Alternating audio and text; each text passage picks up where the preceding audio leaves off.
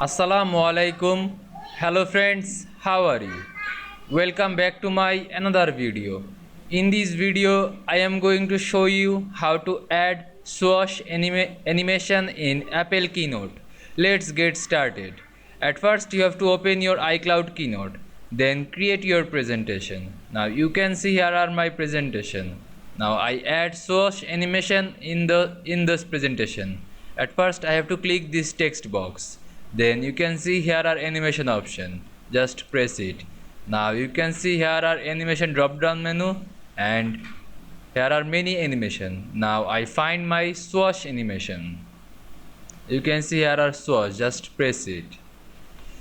Now I check how works swoosh animation. Click this play or preview button. Now wait some moment.